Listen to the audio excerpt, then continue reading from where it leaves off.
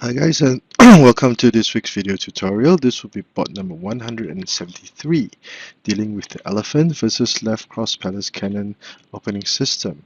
This will also be the last bot in the book dealing with this opening system. Again, I would like to express my thanks to Master Wenqing and Grandmaster Zhang for allowing me to use their material to produce this video. So without further ado, let us begin. E3 plus 5, elephant opening, left cross palace cannon. As mentioned earlier in this previous video, red will play p3 plus 1. Black goes for h8 plus 7. And in this board, instead of h2 plus 3, as was discussed in the previous video, red would play c2 equals to 4. Now with c2 equals to 4, black tries to develop his right flank in this manner, adopting somewhat of the sandwich horse defense formation. This will be a steadfast method of playing this position, and it will allow red to seek for many other opportunities. The tempo of the pace of this opening will be slow, but red can take his time and choose to attack as he planned. Black will go for c9 r9 equals to 8, since red had given up development of his right flank and there was no threat of a blockade. And this would be the position of discussion for this board. Now, with faced with red will develop his right chariot, as a right horse, right flank over here, and there will be two main variations that are discussed. The first would be p3 plus 1, and the second will be h2 plus 3. Now, before we continue, there were two other lines that were given but not enumerated. The first will be h2 plus 1. If black chose to play h2 plus 1, h8 plus 7, sandwich horse defense, sandwich horse formation. Black threatens, red protects, black develops the chariot, r2 c8 plus 2, and red would have the initiative going to the mid game. If r8 plus 6, red will still go for the sandwich horse defense, and black could go for h2 plus 3.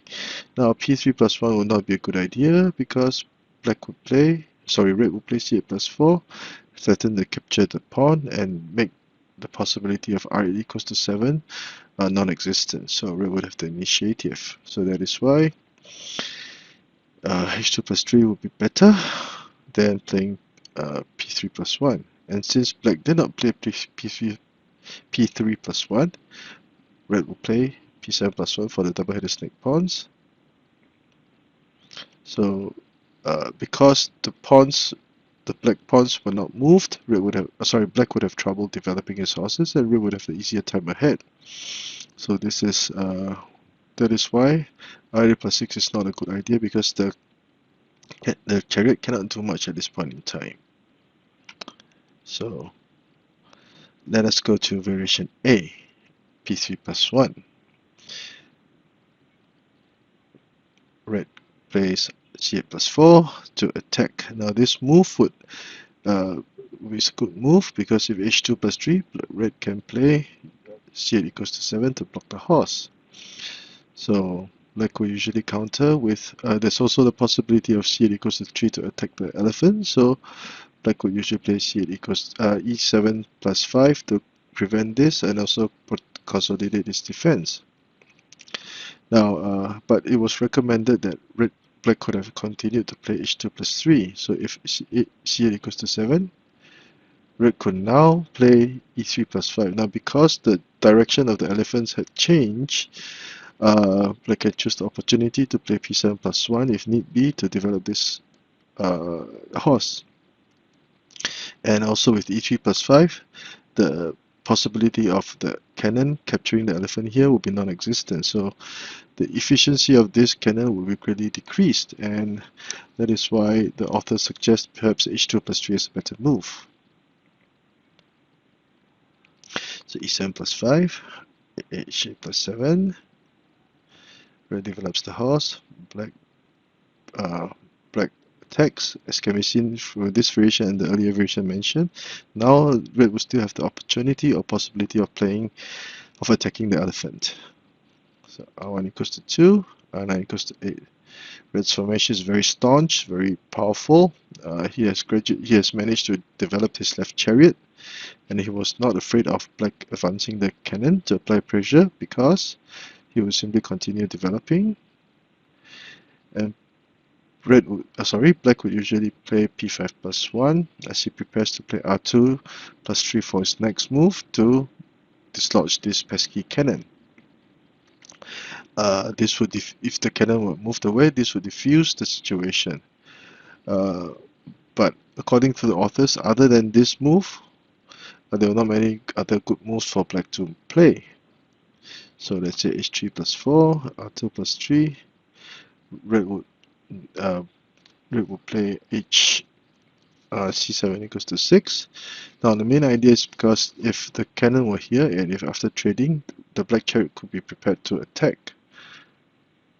So after trading material, Red would have the advantage because there are not many good intersections for further development of Black's material. If r4 plus 7, this Red could capture the pawn and attack, so Red would have the advantage. This would be variation A. Now let us go to variation B, h2 plus 3, whereby Black would counter with the proper horse. And with h2 plus 3, Red is advised for Red to play h8 plus 7. Now p7 plus 1, would it be a good idea? Let us see. Because this chariot was open, he could move to the riverbank to offer trade of material. And Black would continue to play p3 plus 1 later on and prevent h3 plus 4 from happening. Black can be satisfied with this situation. So that is why p7 plus 1 is not a good idea, because the Black chariot was simply much faster. So h8 plus 7, b3 plus 1, and Red tries to counter with c8 plus 4, a commonly used tactic in similar situations. h3 plus 4, a very proactive approach by Black, threatening to play p3 plus 1 to dislodge the cannon later on. Now, he refused to give Red the opportunity to traverse the cannon c8 equals to 7. Now, this is a very productive counter, and seeing that Black was about to threaten the cannon, Red would usually capture the pawn, threaten to attack the elephant, and Black would take the opportunity to develop his right chariot, forming a blockade if need be. R1 equals to 2, offering a trade on material, and at this point in time it would be better for Black to accept the trade now by sacrificing the elephant. So if he showed concession, if Black showed concession by playing e7 plus 5 after trading chariots,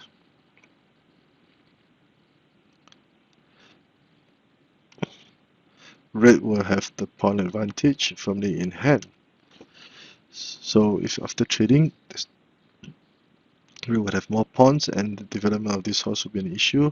It could be a chariotless mid-game situation, but Red's advantage is very significant. So that is why e7 plus 5 is not a good idea. Instead, Black should sacrifice his elephant, check, trade, and Red would now play e3 plus 5 to try to dislodge the cannon, which is one piece alone in enemy territory, and Black will start to counter aggressively. h2 plus 3, and Black will go all out for attack. And as can be seen at this point in time, we would have entered the early mid-game phase, and Black would be attacking. Red's chariot had not been developed, and Black can be satisfied with this position even though he had lost an elephant. So Black will be able to hold his own in the ensuing game. So let us take a short review from the eyes of Black. Elephant opening, left cross palace cannon, p3 plus 1, And this would be red's main variation in this board. c2 equals to 4 to allow for development. The pace of the game will slow down considerably, but red will have more control. r9 equals to 8, r2 h2 plus 3, two main counters, p3 plus 1 and h2 plus 3. Now h2 plus 1 is not a good idea because red will have the initiative, as development of black's right flank would slow his power or ability to contend. r8 plus 6 is not a good idea because the chariot will not be able to do much, as this red cannon would attack, threaten to attack, and this red would have many tactical opportunities to counter black's chariot. So red would have the easier time ahead because the development of the chariots is not good. There's not many intersections for further development. So variation A, p3 plus 1. It's not, comparatively speaking, it's not as good as h2 plus 3. So variation A, p3 plus 1. The cannon will now attack, and this is a commonly used tactic with by the cannon side, trying to add pressure on the opponent. d7 plus 5, not a good idea. Instead, h2 plus 3 would have been better, but there's not much discussion. With d7 plus 5, red will develop material. Play c8 equals to 7, threatening to capture the elephant, forming a blockade. And p5 plus 1 was to play r2 plus 3 to dislodge this pesky cannon. h3 plus 4, a good move. And after a few rounds, red would have the advantage. Black's material is a little bit awkward, not many good places for further development, and red would have the advantage. h2 plus 3, variation B. Red should play c8 equals to 7, about h8 plus 7, sorry. A bad idea to play p7 plus 7, otherwise black would be prepared. Black would halt development of right flank and be prepared to play p3 plus 1 to further increase his tempo. h8 plus 7, a very proactive counter, refusing to allow the cannon to attack, forcing the cannon to attack. Now suddenly both colors will be going at each other. r1 equals to 2, r1 equals to 2, black accepts, sacrifices the elephant for attack. After a few rounds, h2 plus 3, and black will go off, fall out.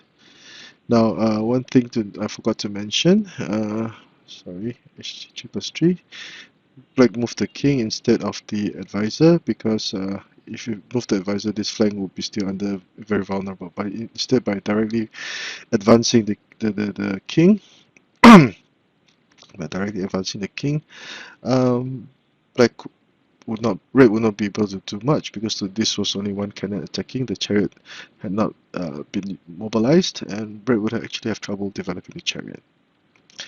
So I hope you've enjoyed this short video. If you like the work I've been doing, please do subscribe to my channel and give me a thumbs up for the work I've been doing. Thank you.